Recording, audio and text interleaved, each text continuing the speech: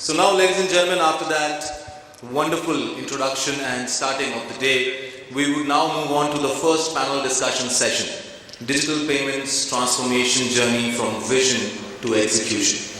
And before I call on stage the honorable panel members who are going to share their knowledge and discuss on the subject, let me tell you certain key points on which the discussion is going to be around. Digitalizing payments, the race for digital leadership, disruption in payments, emerging payments trends, deploying artificial intelligence and machine learning in payments, tapping into the impending era of mobile payments, payments in transit, how to digitalize end-to-end lending for better CX in this crisis, and lessons from global cashless leaders. And now, ladies and gentlemen, without further taking your time, I would like to call on stage the honorable panel members in the order of the sequence. Can we have a big round of applause for Mr. Goutham KS, Head IT, Auxilo Finserve. Can we have Goutham on stage, please? Goutham, welcome to the dais and welcome to the NBFC Summit. Fantastic having you here. Joining Goutham, we have Mr. Nikhil Bandi, COO and CDO, APAC Financial Services. Can we have a big round of applause for Nikhil? Nikhil, welcome to the dais. Joining them, we have Mr. Suraj Shetty, HD Customer Experience from Ring. Can we have a big round of applause for Suraj? Suraj, welcome to the dais and welcome to the summit. Joining the panel next is Mr. Sandeep Kapoor, Head of IT, Shubham Housing Development Finance Company. Can we have a big round of applause for Sandeep? Sandeep, welcome to the panel and welcome to the dais. And now I would like to call on stage the honorable moderator for this panel, Mr. Amit Purohit, Vice President and Head Business, Digital Business from Aditya Birla Sunlife Asset Management Company. A big round of applause to Amit. Amit, welcome to the panel and welcome to the stage. So Amit, all over to you, moderator and captain of the ship. And I'm sure with such a fantastic panel to start, we are going to have a fantastic session ahead. All over to you, gentlemen. Can you hear me, guys? Thank you so much and have a very good morning to all of you. Thank you, my Thakurji, for such an encouraging words, and what we could hear from Thakurji is on the other side, which we always feel as the other side, there is the regulator who is kind of very responsive and very encouraging. So this is actually the case with almost all the regulators. I come from a different industry, in a way, which is the asset management in the mutual fund industry, where we are regulated by the SEBI, which is like the RBI and the IRD, and we see a lot of encouragement from them also, in the sense of forward-looking regulation, in the form of encouraging all of us to move with the technology. And incidentally, today's session is also going to be on tech, and I have the honor of introducing all my fellow members all the way from Sandeep Kapoorji, who is actually heading tech in Shubham Home Finance based out of Delhi. He has come all the way from Delhi. So welcome Sandeepji. I have Suraj Shetty, who is CX head for Kish and Ring, who will kind of talk a little bit more about what their company kind of does. And I have Nikhil Bandi, who is head of tech, digital and COO of APAC Finance, which is another NBFC, and we will kind of dwell a little bit more around what they do. And obviously I have my friend Goutham, who is a completely different industry, which is Auxilo Finserve, which is kind of helping a lot of students and kids to get loan, and obviously their parents to go and study abroad. So the agenda today is how payments are kind of getting revolutionized, and how payments are helping a lot of industries and a lot of customers to kind of move in the journey of making their lives easier, making their life convenient, making their lives safer. So I think the August people here are kind of aware of all the stats. They are available throughout this thing, but just few stats to kind of freshen all of us up. The way UPI and the payments are kind of helping. We all know, the real-time payments. Anyone can guess what is the contribution of India in real-time payments in the globe? Some wild guess, just to wake all of us up. Anyone else? It is 43% of global payments. 43% of global payments in the real-time payments, which is the UPI, the IMPs is contributed by India, and it is by far the largest. And the next best, we all feel that China is kind of revolutionizing a lot of things, including e-com and all. China is, this percentage is 3 times bigger than China and 7 times bigger than the US, the UK, the France, the Germany, and maybe 2-3 more countries. 7 times bigger than all of them put together. And the pace it is growing, like next 5 years you will see all of those payments growing by close to 33-34%. And the digital payments obviously by 2026 will overtake physical payments, which is today around 60-61% of the cash that you deal with. But obviously purely because of COVID and demon and then the pickup which has happened post that, all of us have kind of moved to digital, and that's where we see a lot of pickup happening all the way from NBFCs to an industry like ours, which is mutual funds, and obviously all the other industries. So without taking much of your time, maybe I'll just try at taking a few questions with our fellow panelists and understand from them specific to their industry and specific to their company what innovations have been attempted and how they see things going forward. So Sandeep ji, question to you is, you are into housing finance and the segment that you deal in. How do you feel the innovation which is post COVID and post UPI era? How do you see those innovations are kind of helping Shubham Finance as well as your thousands of customers that you have kind of onboarded during the period of last 10 years? So thank you for bringing up this question. Audience, I just give you a little background or the brief. Before COVID, the payments or the collections, how we imagine, was only the terms of cash or the check. The moment COVID has hit, all of a sudden there was a crunch, how we deposit the cash or how do we go into the bank and deposit the check to clear our payments or clear our EMIs. That is the era when the innovation started happening into the payment industry or the collection industry, whereby we integrated the payment gateways of WhatsApp payment, Paytm payments, UPI gateways and the BBPS. Now, coming back to the payment gateway integration was a wonderful journey. During the COVID, we have sustained and we have done those integrations. Now imagine we are into a affordable housing segment whereby we don't touch the niche client, we only goes to the industry or the people, those who are hardly afford the huge number of EMIs or the kind of loan they are into it. Only the home loan segment is the segment whereby a person builds up a loan once in a lifetime. That segment we cater, and the moment we touched upon that, we went into a more digitized manner, giving them an opportunity with their normal phone, not even the smartphones. The smartphone era is now. You guys are having much more strong applications whereby you do a payment transaction. We have touched upon the era where people have old digital normal analog phones. We send them a message by clicking one link, they are onto the payment gateway. So that kind of digitization and touching up that level of segment is much more phenomenal in terms of affordable housing segment. We have sustained entire COVID because of this innovation, and moreover, where people still believe there is a cash transaction which needs to be taken care of, or the cash receipt, because people are still skeptical of whether this transaction will go through or not. So we have still integrated during the recent times only with one of the payment gateway whereby our representative or even the person who is depositing the cash goes to their nearby post office or a FinoBank payment gateway branch, get the digitized receipt, then their application number. You only have to give their mobile number and application, loan application number. That is it. The payment gets through within no seconds. Our payment gateway on the EMI also on our website has been devised in such a way the person has to go to the EMI page. That is it. 2 fields and payment system. That kind of innovations we have, or the integrations we have done. Thank you so much. So do you feel, we consider payments as the way for getting money in our ecosystem. But do you feel from the consumer's point of view that there is a different servicing aspect to it altogether?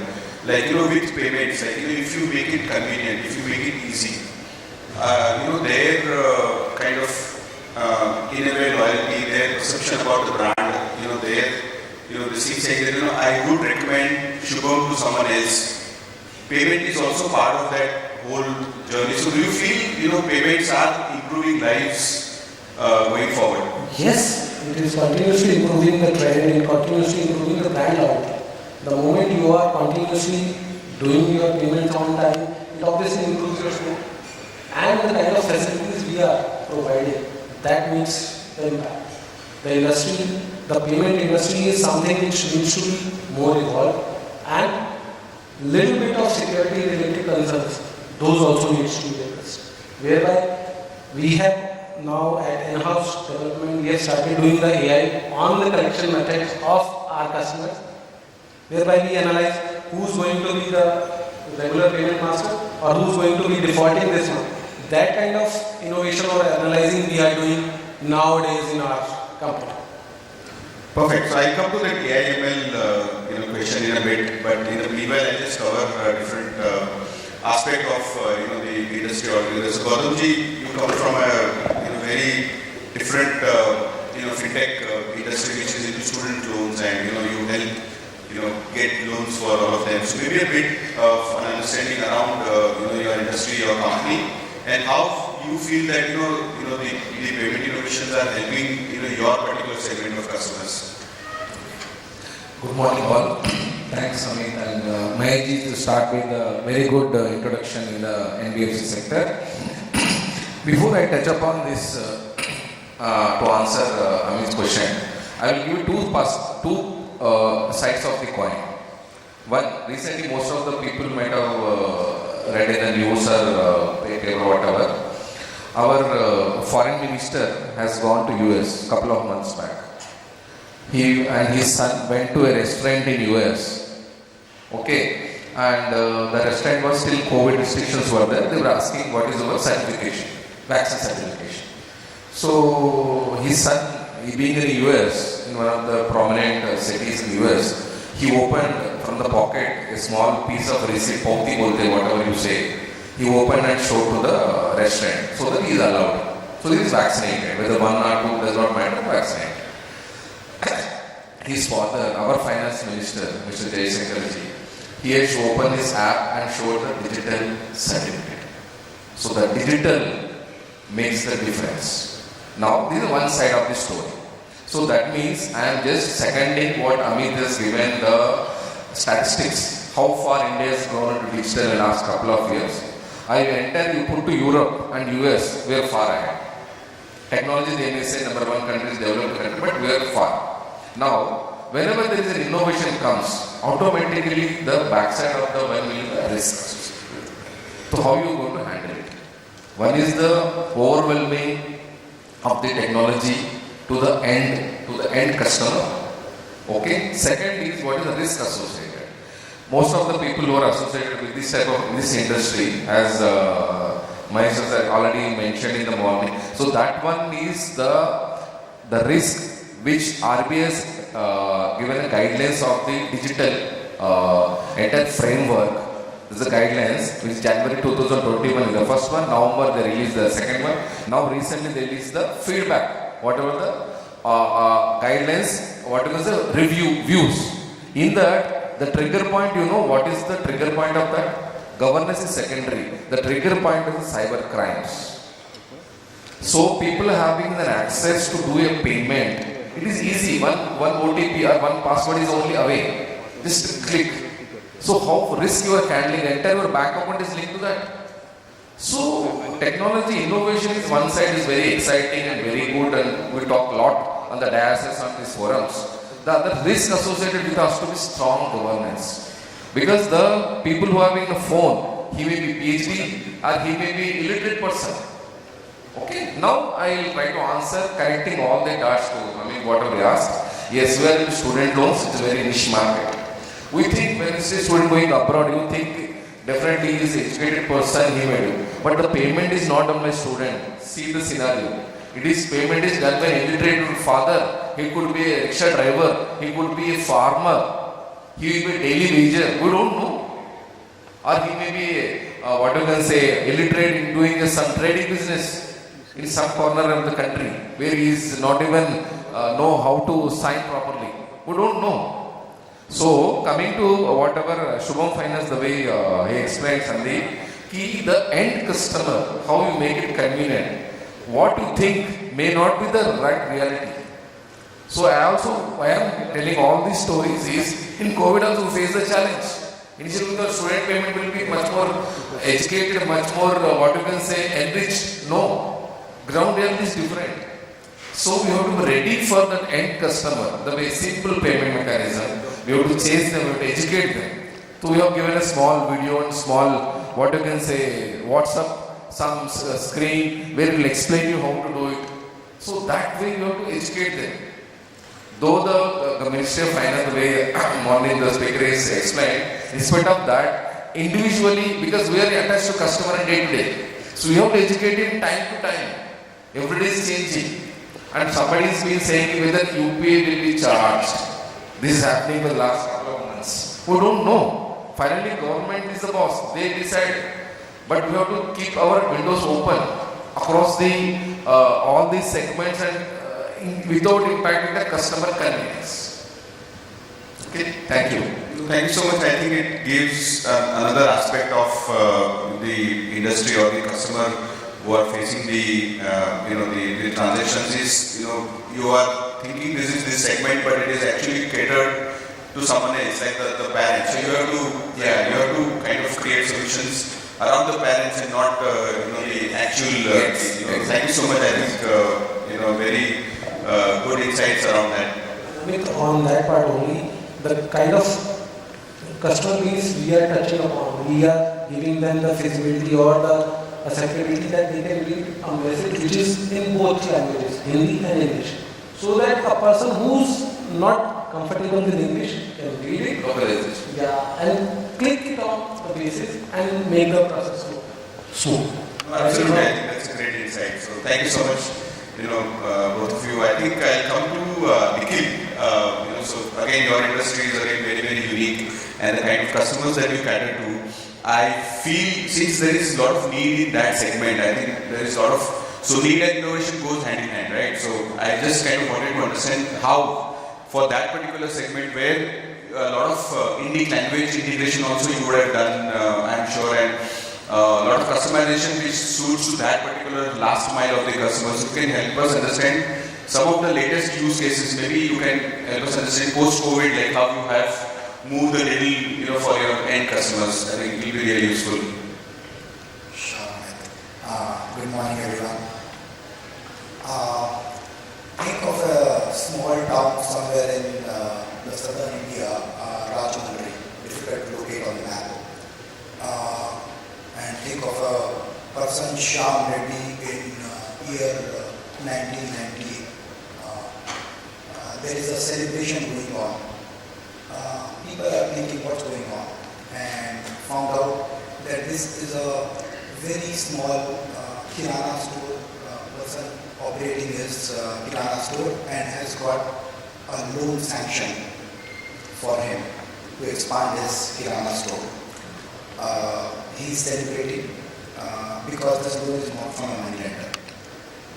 He is going to get some cash which is going to come into the wallet of that associated bank.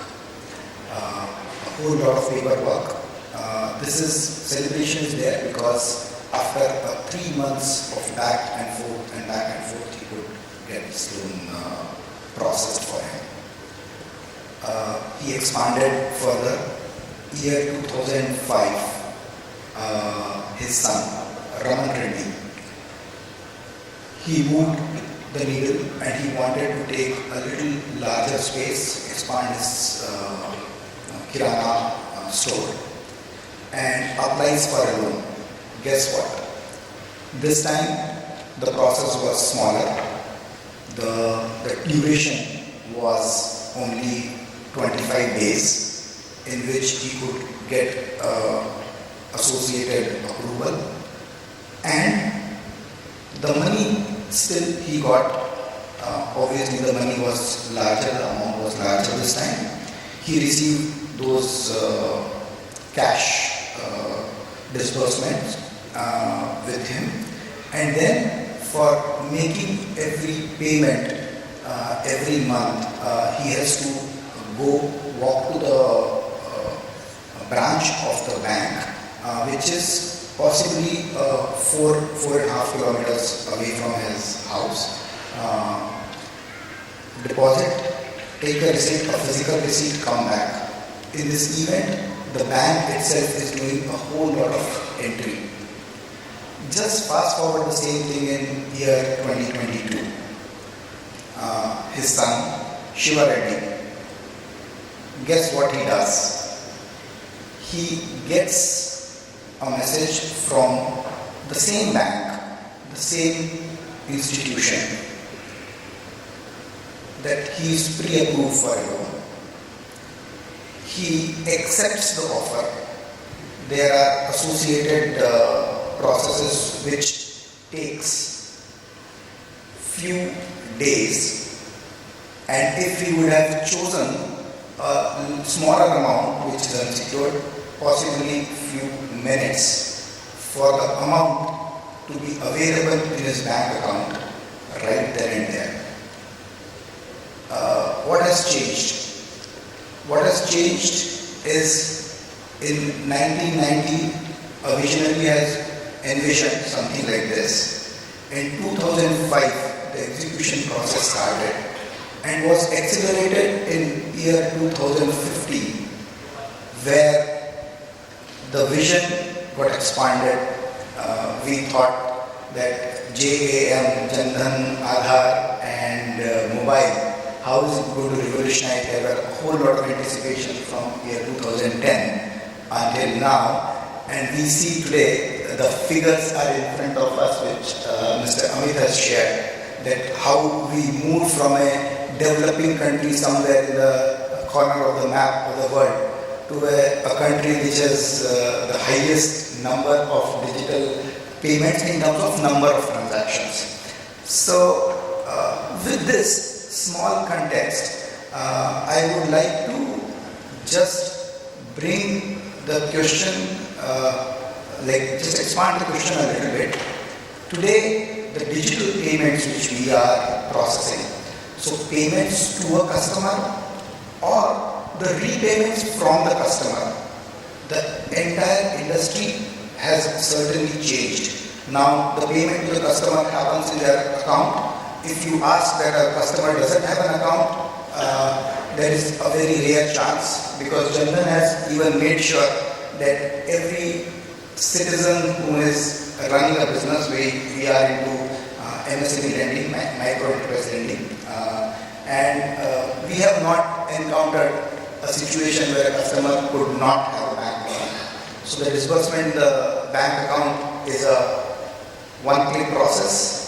The activation of repayments through the eNACH has become a very easy process. There is a little longer way to go in terms of it being streamlined to 100%, but it has become a very convenient process. Now we are at a stage where customer experience is something which is going to drive the business. And when Amit mentioned this question, which is what is that you think, what is going to be the impact of different languages or communication in different languages, how is it going to impact the payment ecosystem? I think there are wonderful partners. I was looking at the partner ecosystem here. There was a company, Synnex, who is into AI-based collections. There was a company, Skit.io, which is more into different voice-based AI. I think these are the set of partners who are going to collaborate with NBFCs like us and make this ecosystem so friendly for Shiva Reddy's son, that Shiva Reddy's son possibly will just call Alexa and in his own Telugu language, which I am not conversant with, would ask that I would like to expand this 3 Kirana stores which my parents have developed into a chain of Kirana store. Where should I go? And I'm sure there is going to be a response back from Alexa which will say that in your area there are organizations like APAC Finance, A, B, C who are available. You are eligible for a loan from so and so company in the same vernacular language. He doesn't need to know English for that because he is concentrating and focusing on his own business. And this is the way things are going to change, get matured, and the payment ecosystem, which today the basics are all set and the volume speaks about the basics.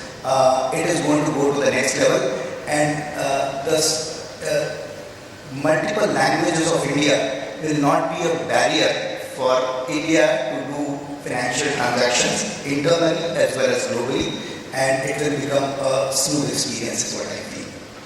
Thank you so much, Nikhil. I think it opens up a different stream of thought process in terms of the real Bharat, like how you reach the real Bharat and how you serve them. So I think my next question to Suraj would be around what innovations Ring and Kisht is kind of trying and attempting and maybe some understanding around maybe machine learning and aspects around that. If you can kind of highlight, we can then move to the next level of questions.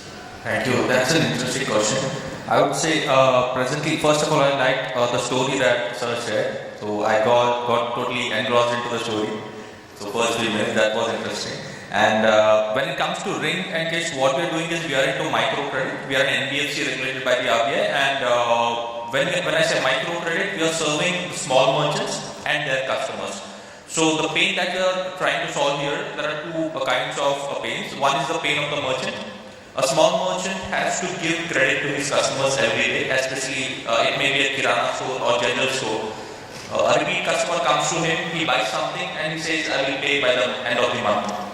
So here he has to give credit from his pocket. So what Ring does is, it enables the merchant to give credit through Ring services, and he can get instant payments. And the customer gets credit instantly. The customer does not have to hear a no from the merchant.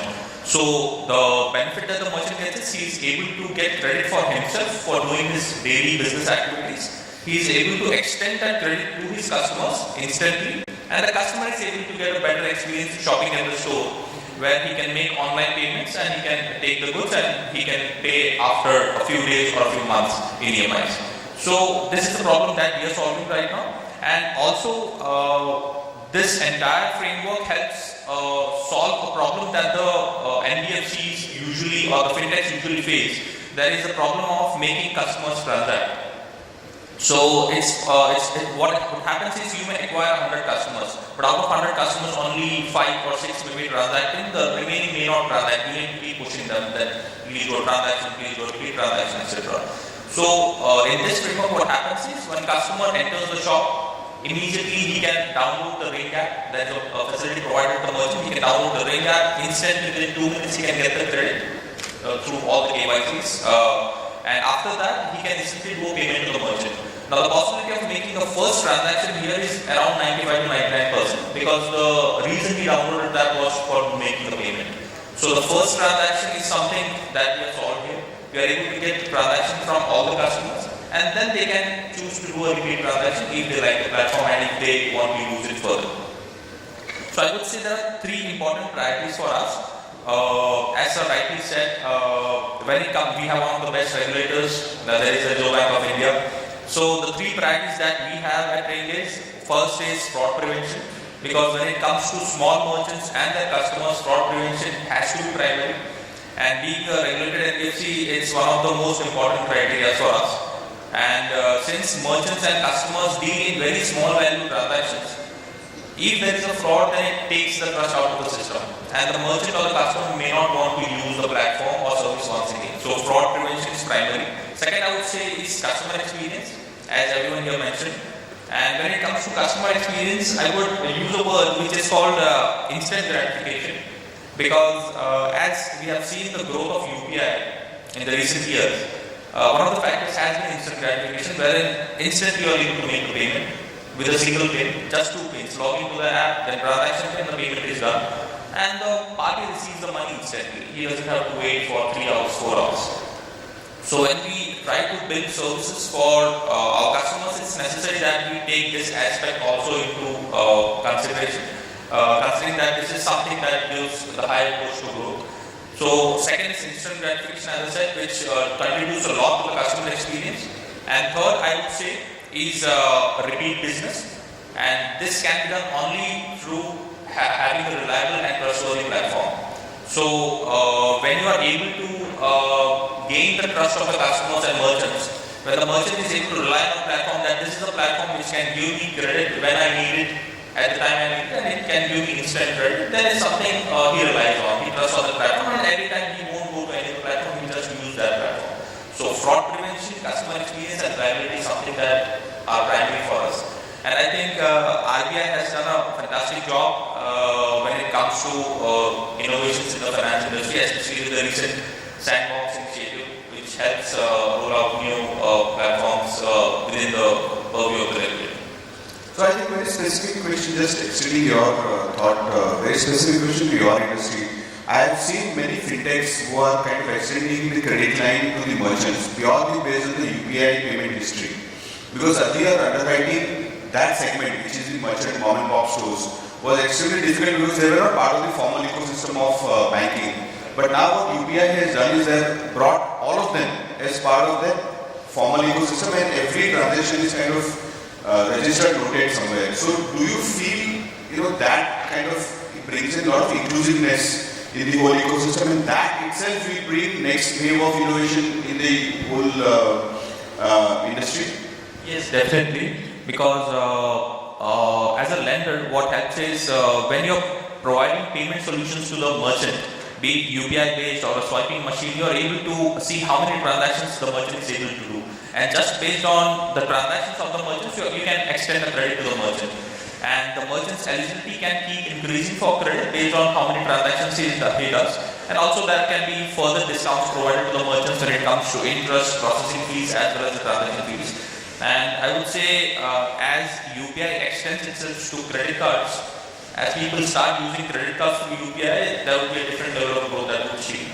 Of course, there is a attached to it too, because people will be using more of credit cards compared to bank. But still, that is something that would give a push to cards, because rather than holding 10 cards in my pocket every time and trying to remember the pin of the card, it's better to have the cards attached to my UPI app and then pay from there. I think that was very good. So I think good that you brought this point into it. I was also itching to ask this question, that how do you extend UPI to next payment instruments, and how you can kind of bring the rest of the payment instruments also under one umbrella. So maybe I will have 3 questions and maybe all of you can answer. One is how UPI is extending itself to the credit cards and debit cards, and how the whole real-time ecosystem can expand and a lot of innovations can chip in as part of the UPI. That's one. Second is how, in any example that you can kind of help us understand, with how AI ML has helped your customers as well as your individual companies in terms of bringing the convenience, bringing the the residual money coming back into the ecosystem. And the third question is how a lot of multilingual use cases have kind of helped. So anyone can answer, but these are the 3 questions I just wanted to get an answer on. On your AI ML scenario, the question, like I highlighted a little bit of point that we have started doing a internal scorecard, or what you can say a correction scorecard, which we generally call in our language. We started analyzing the bank statements, the payment schedules, the payment histories, along with the fraud checks, with the different fintech tools which we are integrated. Basis that we are developing a AI-based those data fit goes into our coding language, and the complete scorecard gets derived for my entire customer. How the payments are being processed, what is the pattern, how the spending has been done by that payment onto different platforms. So basis that we generate a score at that next month, will he be able to give me the EMI or not? So that is how a kind of tool we have developed in-house, where we ask proactively to our collection team that please reach in these customers, these are your sure shot customers, and definitely you are going to get. The moment we get some sort of risk element, we highlight NPA team or the recovery team also that boss, please be aware, this is going to happen. That is kind of innovation or the plug and play tool if the companies, fintech companies can develop, because as of now we have developed on our own knowledge. But that knowledge can be given to, by way fintech companies will provide, will be an achievement or a next level thing by which we can do. Because you have all these solutions of fraud checks, all your bank statement analysis, you can plug and play. But the scorecard derives will give you a better experience on that. So you're predicting customer behavior based on the data that you have and the behavior that customer shows. Yeah. Any further? I would say just a good transition which we have seen. There is a terminology which we use in lending, which is cash flow analysis. And all the NBFCs, they would be aware that when we are assessing the income of the customer, we see what is the cash flow and is it does he have or she have a right to repayment potential. This term has been now being transformed to electronic receivables, right? Because cash flow analysis still needs, if you think intuitively, it still needs someone to go see the books, understand the cash flow and move ahead. Now, because of things like what Kish has mentioned and all NBFCs, so and one of the agenda for every NBFC and similarly for APAC is that go 100% digital, providing paperless, easy to use disbursements. But when we say the cash flow analysis move to an electronic receivable analysis, that has changed this number of days for decision making to few minutes of decision making, which is embedded with these, when we call AI, basically this is algorithmic business. So we do keep algorithm which is supported by the data and continuously being supported by data. The overall experience of customer would change in terms of the minutes he or she would be able to process. Anyone has tried voice-based fraud recognition? Like, I have seen a lot of fintechs, a lot of startups using a lot of voice-based saying that, when you speak to someone, you realize that his propensity of paying, not paying, is obviously on the front it appears very simple, but on the back there is a lot of algos which kind of goes, just to kind of mature this whole model. Any particular experience around that kind of innovation? We have done a behavioral psychometric analysis, but voice-based, I think some of the sponsors may. I know an Israeli-based company, I'm not able to recollect the name, but they have kind of ventured into something like this, which I found to be very innovative. You have to see the success rate specifically in India, because of a lot of languages kind of India has, but still very innovative. Anyone maybe in the audience has heard of any voice tech which is kind of doing the fraud proofing? No? Thank you. Goutham ji, in your industry, like how do you feel the language will play a role, especially since the parents are making payments, and how do you feel you are innovating on those fronts? Good question. In the education industry, you can say it is a three type of customers. One, if you say B2C, B2B, there is a two, there is a line of business. One is for institutional, one for the individual. Within individual, you may say, it may start from the school fees. Nowadays, most of the people, so many players are there, but they have their own experiences of the COVID. Now, coming to the pointing to your three questions. Not in an order, I will explain as a story. One, most of the parents, even now, they don't know the school fee can be funded. They don't know. Why? Because there is affordability is different, repayment capability is different, third, awareness is different. That's what I said, three. So how will you make it? Number one. So why should you go for a fee as a lend? Why should I go for a loan? Why can't I pay? The terms one will be. Second, nowadays only the established schools, they are the premium schools. those parents are much more aware, more digitally literate, I will say, not illiterate, education, digitally. The mid schools and below mid schools, affordable schools, what I will say, still the parents don't know that thing better. So I have to make it the way Nikhil has explained, the localization will come into picture.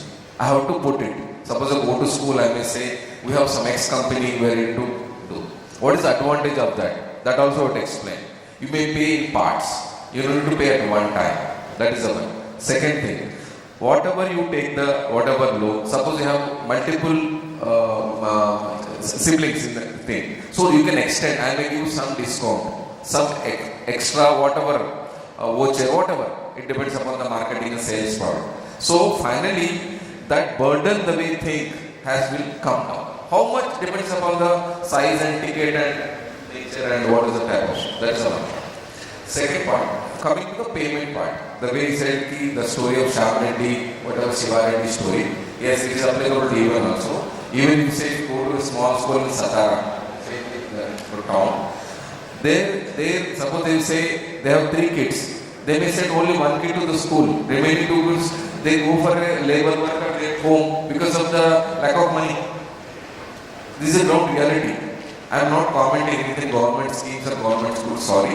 In the whatever the scope of discussion I am saying that. So further you will make them aware, he may send. Suppose he is expecting some money after the crop, Kharif or Rabi. Example of a farmer. He is expecting some money, he will sell the goods and material, whatever the crop, and he will get money. Till that time, he cannot keep the kid at home. No? So, if you go to ground reality, there is a lot of pain areas to a common man, which the small, like we may say, from affordable housing, the way rain, the way he said, APAC, whatever is there, everybody is doing directly, indirectly a financial service to the community. So, all these put together, then the third thing will come, what is the UPI? Now, definitely right now, UPI is, nowadays, the awareness is definitely is there. The awareness has to be much more. Rather than for fun-based social media, people have to be more responsible the way they use the phone for payment. So that risk associated people, some of the example, I myself, I may not use all the payment apps. Because of the risk associated with that, convenience is one part. Suppose kids will use left and right. Except OTP, everything is there. OTP is one code. And elderly people, above 60, whatever is there. So all these things are interrelated. You may not see in one silo. So as long as you see, because you are evolving, things is good and it's very good sign. Okay, thank you. Suraj, coming to you, maybe we would like a little more understanding on the fraud part and how you take care, because we have seen these days there is a lot of incidences of the message comes and saying your electricity bill is pending. Just click here and make an election. I think that's rampant, across the board. So I think on one side, the tech is enabling, but on the other side, we have a responsibility towards our customers and in society in general. So any particular instance or any use case that Kish and Ring has built, which is kind of taking care of the whole aspect of people being kind of fearful of the online payments and how you take care of the risk aspect. So I would say I would broadly categorize fraud into 3 parts. One would be device related, where a device has been used by another person. Second would be KYC related, the document compliance part. And the third would be phishing, spoofing and transaction related frauds, which you mentioned that they get an email. So when it comes to, AI and ML play a very huge role in this part, especially in fintechs, wherein we are trying to disburse credit in 2 minutes. So it's necessary that we do all the fraud checks, all verifications under 2 minutes. So we cannot delay the process over there. So the new age initiatives that from the government that has benefited fintechs a lot is, I would say, initiatives like DigiLocker, ERR and CKYC. They enable the companies to immediately verify the credit profile of the customer, and they are also compliant at the same time. Second, I would say when it comes to device-related fraud, there are some algorithms that the company needs to run just to understand whether it's a genuine customer or not. For example, it can be the same device used under multiple accounts, or the multiple accounts getting logging in using the same mobile device. So this is some kind of tracking that has to be done. Also, there are location-related criteria, which location or device is being used, and what is the address that the customer has entered. He may have entered KYC of Delhi address and is using somewhere from Kolkata. So these things matter. And when it comes to KYC related fraud, we are always covered because we are using DigiLocker system. So there is no fraud that can happen over there.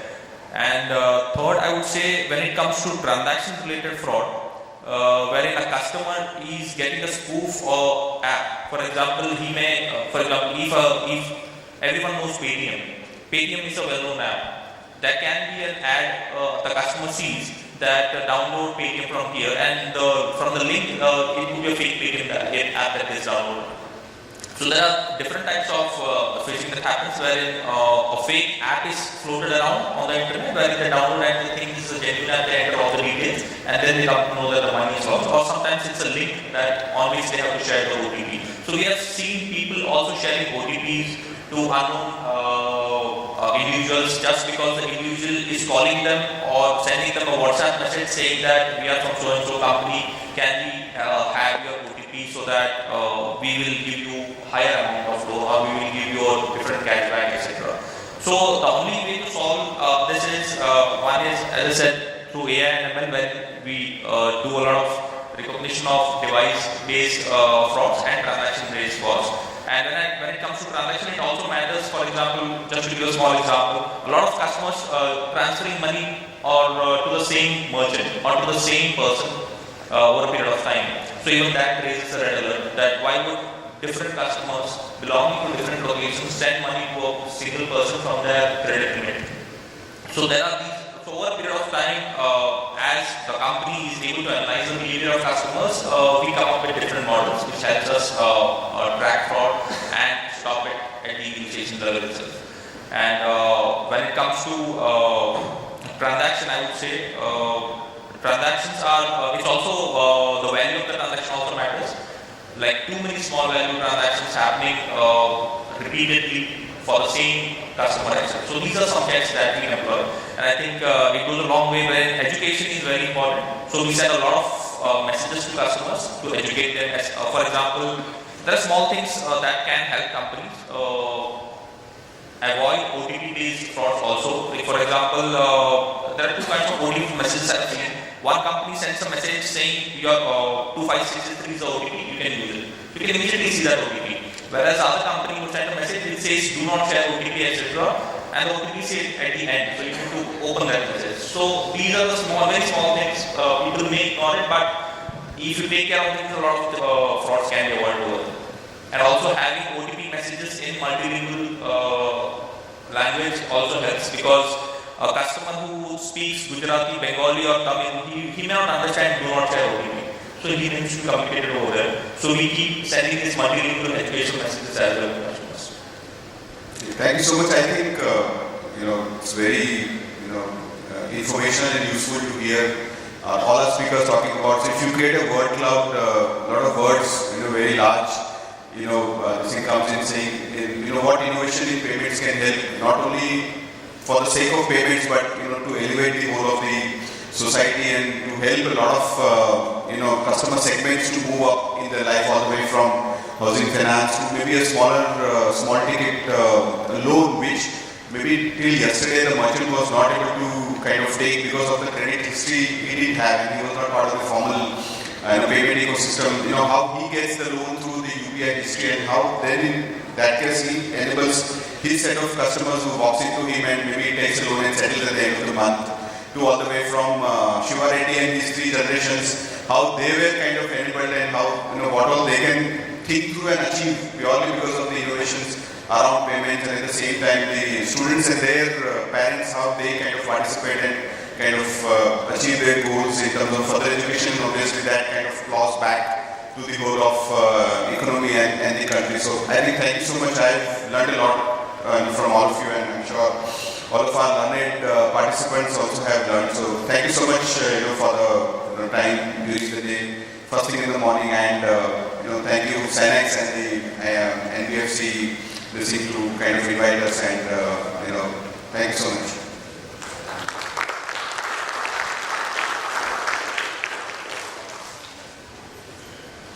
you so much, honorable panel members. I request you to kindly be on stage.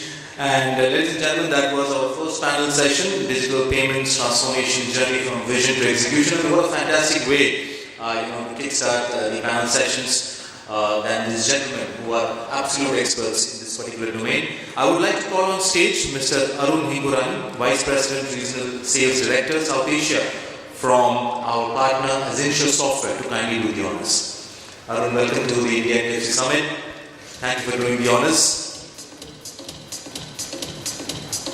We'll start with Goutham.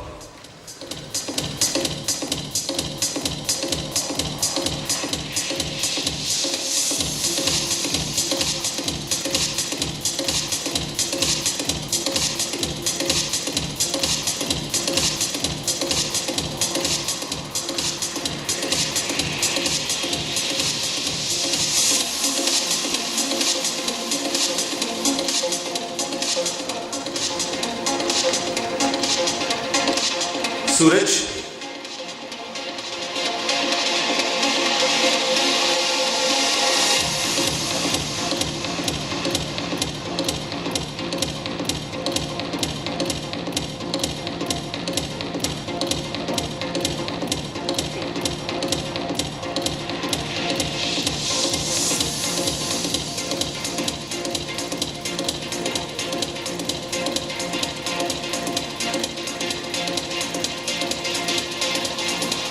Nikhil.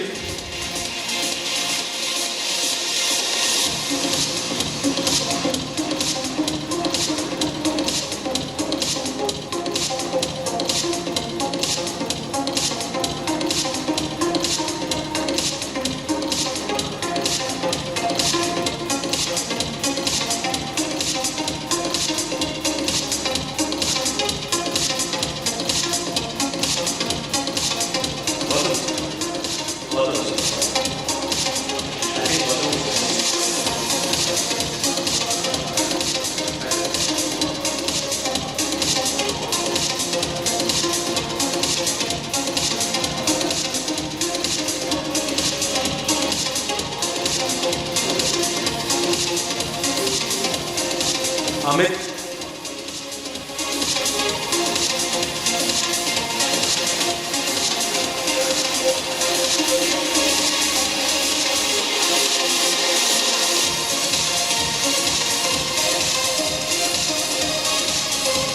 Thank you so much, gentlemen. Thank you so much, Arun, for doing the honors. Indeed a pleasure. And ladies and gentlemen, can we have a big round of applause for this fantastic panel? Goutham KS, Nikhil Bandi, Suraj Shetty, Sandeep Kapoor and Amit Purohit for having this wonderful panel session and a group photograph with Arun as well. Thank you so much, gentlemen.